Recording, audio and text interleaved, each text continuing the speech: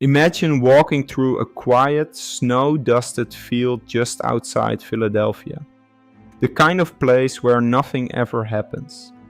The air is still. The world feels paused. And then you see it. A small cardboard box. Worn. Out of place. At first you think it's trash. Something someone tossed away and forgot. But something about it pulls you closer. Maybe it's instinct. Maybe it's something darker. You open the box and your world changes forever. Inside is the body of a young boy. No name, no missing report, no one searching for him. Just a child, abandoned like he never existed. This is the story of one of America's most haunting mysteries, the boy in the box. In February of 1957, a young man named Russell Sturgis was checking his muskrat traps in a wooded area known as Fox Chase, just outside Philadelphia. It was cold, quiet, the kind of winter day where even the trees seem frozen in time. He spotted something unusual near the roadside, a box. But Russell hesitated. He'd seen bodies before. This area had a reputation, and he didn't want to get involved with police questioning, so he walked away. Days later, another man found the same box. This time, curiosity won. He opened it. Inside was the naked body of a little boy, estimated to be between 4 and 6 years old. The boy was small, just 40 pounds. His brown hair had been crudely cut, uneven, like someone had tried to erase his identity. His body showed signs of malnutrition, bruises, scars, and the most disturbing detail, his body had been carefully washed. Whoever left him there didn't just abandon him, they prepared him.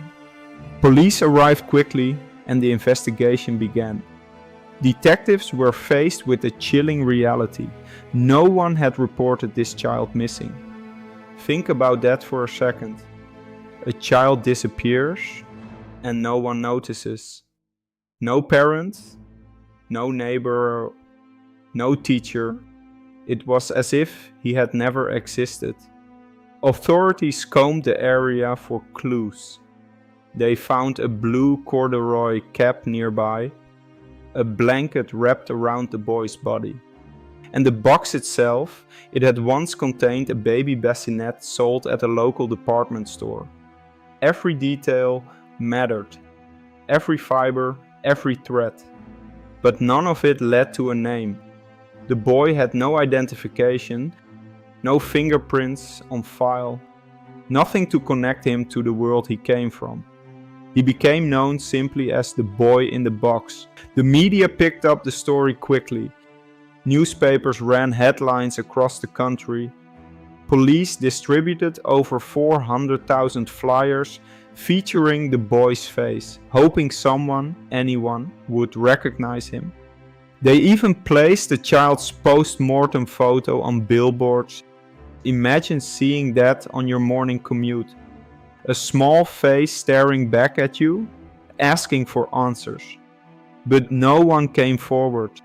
No one claimed him. Weeks turned into months. Months into years. The case grew colder, but the mystery only deepened. Let's talk about the clues.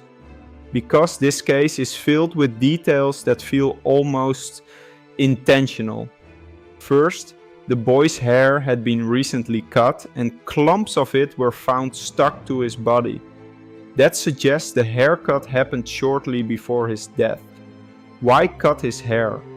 Was it to change his appearance or to remove evidence? Second, the boy had multiple scars on his body, including one on his chest and others on his arms and legs. These weren't fresh. They told a story of long-term abuse. This wasn't a one-time act of violence. This child had suffered. Third, his fingernails and toenails had been neatly trimmed. His body had been washed. That detail haunted investigators, because it suggested care after death. Who cleans a body like that? A parent? A guardian? Or someone trying to hide something? And then there was the blanket. It was traced back to a local manufacturer, but thousands had been sold. No records, no clear buyer. The box itself came from a J.C. Penney store. Again, too common to trace. It was like every clue led somewhere and nowhere at the same time. Now, before we dive into the theories, if you're drawn to stories like this, real mysteries that refuse to be solved, make sure you hit that like button, subscribe to Shadow Files, and share this video with someone who loves true crime as much as you do. Because cases like this, they deserve to be remembered.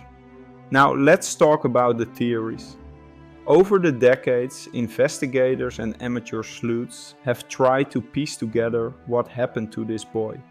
Some theories are grounded in logic, others push into darker territory. The first theory is the most straightforward. The boy was a victim of severe child abuse. According to this theory, he lived in a home where he was neglected, possibly hidden from the outside world. He may have been malnourished for years, explaining his small size. The injuries on his body suggest ongoing abuse. At some point, the abuse escalated and he died. The person responsible, likely a parent or guardian, panicked. They cleaned the body, cut his hair, and disposed of him in a remote area. This theory explains many of the physical clues. But it raises one haunting question. How does a child live for years without anyone noticing? The second theory is stranger. It came from a woman known only as M. In 2002, decades after the case, M came forward with a shocking story. She claimed her mother had purchased a young boy from his biological parents. The boy was kept in their home, abused and treated like an outsider. One night during a violent incident, the boy was killed. M said her mother panicked, cleaned the body and dumped it in the woods. She even described details that seemed to match the case, like the boy being found in a box and wrapped in a blanket. Investigators took her story seriously. They checked her background. They searched the property, but in the end, there wasn't enough evidence to confirm her claims. Was she telling the truth? Or was it a story shaped by time and imagination? The third theory involves illegal adoption or child trafficking. In the 1950s, record keeping wasn't as strict as it is today. It's possible the boy was sold, adopted off the books, or taken from his family. If something went wrong, if the child became a burden or suffered abuse, the people responsible might have disposed of him quietly, knowing there would be no official record of his existence. This could explain why no one reported him missing. Because on paper, he didn't exist. And then there's the theory that pushes into the unknown. Some believe the case has elements that don't fully add up. The careful cleaning of the body, the deliberate placement in the box, the lack of identification. It almost feels staged, like someone wanted the body to be found, but not identified. Why? Some speculate it could have been part of a larger hidden network. Others suggest psychological motives, someone who wanted attention, but not capture. And then there are those who wonder if the truth is something even darker, something we still don't fully understand. But here's where the story takes a modern turn. For decades the boy remained nameless, until recently. In 2022, after years of advancements in forensic science, investigators used genetic genealogy to identify the child. His name was Joseph Augustus Zarelli.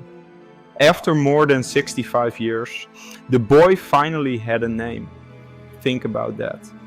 For decades he was just the boy in the box. Now he is Joseph, a real child with a history, with a family. But even with this breakthrough, many questions remain. Who was responsible for his death? Why was he never reported missing? And what exactly happened in those final days? The case is still open, and Joseph's story is still unfinished. Before we close this file, take a moment to think about him. A child who lived, suffered, and died without anyone coming forward. A mystery that lasted generations. And a reminder that sometimes the most chilling stories are the ones that almost disappear. If this story stayed with you, make sure to like the video, subscribe to Shadow Files, and share it. Because the more people who hear these stories, the closer we get to answers. And sometimes, the truth is still out there, waiting to be found. This is Shadow Files, and this case is far from closed.